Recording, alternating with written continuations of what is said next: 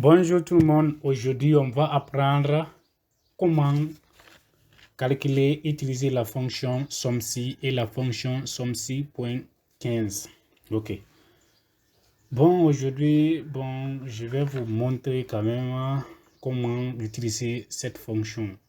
Ça va vous aider non seulement à effectuer vos calculs qui sont compliqués dans une base de données, quelles que soient les données. Bon, la fonction SOMMSI nous permet d'additionner des cellules d'une place si elle répond à un critère donné. On va d'abord commencer par la fonction SOMMSI.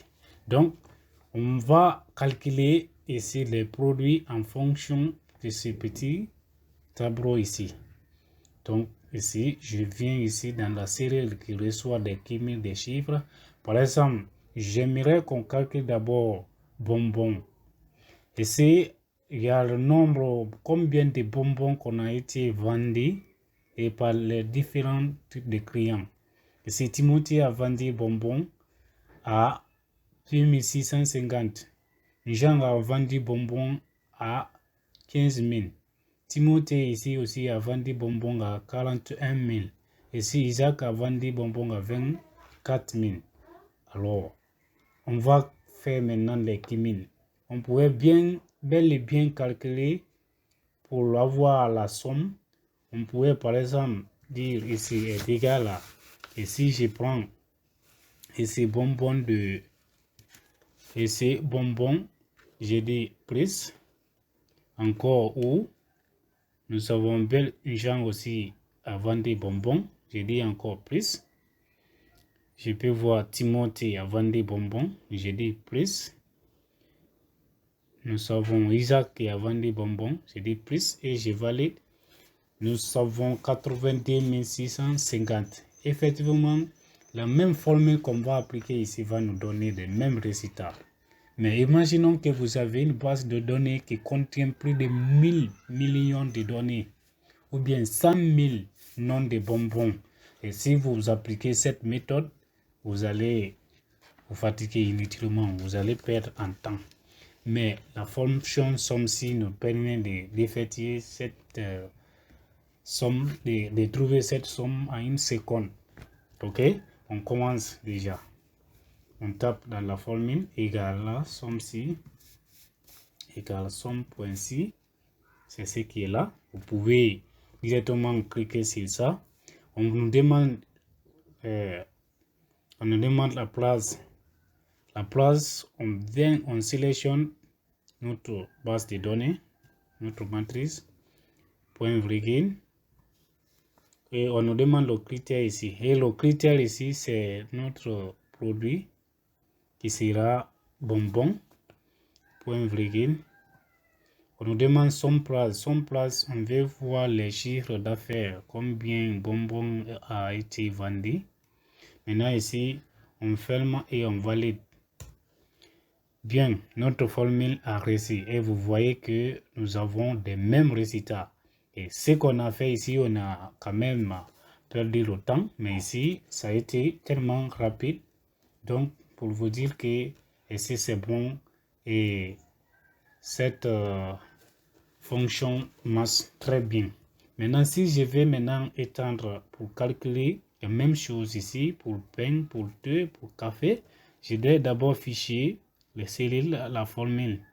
Par exemple, ici, je mets F4 pour la matrice. Je mets aussi ici F4. Pour H4 qui est là, je peux laisser. Mais ici aussi, je dois ficher F4. Vous cliquez la touche F4 qui est en haut. Et comme ça, vous validez. Une fois validé, vous avez la possibilité d'éteindre votre calcul et ça répond très bien. Par exemple, si on veut vérifier pour le pain, revenons ici. On dit ici égal à le pain ici c'est où? Nous avons ça. Et je dis plus. Le pain encore c'est où? Timothée. Et ça. J'espère que c'est fini. Nous avons vendu, ces deux personnes qui ont vendu le pain. On valide. Vous verrez, vous voyez, c'est les mêmes résultats même résultat. Vous voyez, non? Donc, ici, ça fonctionne très bien. Maintenant, revenons ici au niveau de la fonction somme-ci.ins. Ici, maintenant, non seulement ça va additionner aussi les cellules, ça va additionner des contenus des cellules d'une place, mais qui répondent non seulement à un critère, mais même si ça peut aller jusqu'à 157, plus de 157 critères donnés. Par exemple ici, on va calculer ici, par exemple, on peut calculer bonbons vendus, non seulement par les gens, mais même par les gens là avec à l'aide des numéros clients. Parce que si un gens a vendu, Timothée a vendu bonbons ici, sous le numéro de client 12, et on voit ici aussi Timothée a vendu bonbons sous le numéro client 12. Donc, ça va nous donner cette somme ici. Donc, on commence par bonbon. On commence par bonbon égale somme. Somme.ci.ins. C'est ce qui est là. On nous demande ici la place somme. Pour ça, c'est le contraire. On doit d'abord se renseigner la place somme. Point virgule. On nous demande la place critère numéro 1. Je sélectionne mes produits. Point virgule. On me demande le critère numéro 1, c'est bonbon. Point virgule. On me demande la place du critère numéro 2. La place du critère numéro 2, c'est mes clients. Point virgule. On demande le critère numéro 2, c'est bien gens. Point virgule. La place critère. Maintenant, c'est critère numéro 2, c'est numéro client. Maintenant, le critère maintenant numéro 3, ça sera notre numéro client ici. Ça sera la cellule hash 12. Donc, comme on ne peut pas sélectionner, on peut faire comme ça, on met hash 12. Ça va automatiquement sélectionner cette cellule. Et on ferme, on va le... Ok. Il nous dit déjà que c'est 15 000. Pourquoi 15 000? Bonbon, Jean a vendu bonbon sous le numéro 15 à 15 000. C'est ce qui est là, effectivement, c'est 15 000.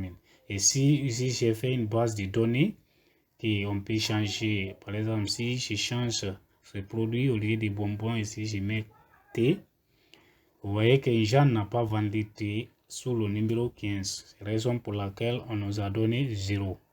Maintenant, on voit T pour qui Isaac. On change Jean pour mettre Isaac sous le T. Oui, bien sûr, Isaac a vendu le T, mais pas sous le numéro 15, raison pour laquelle on nous renvoie 0.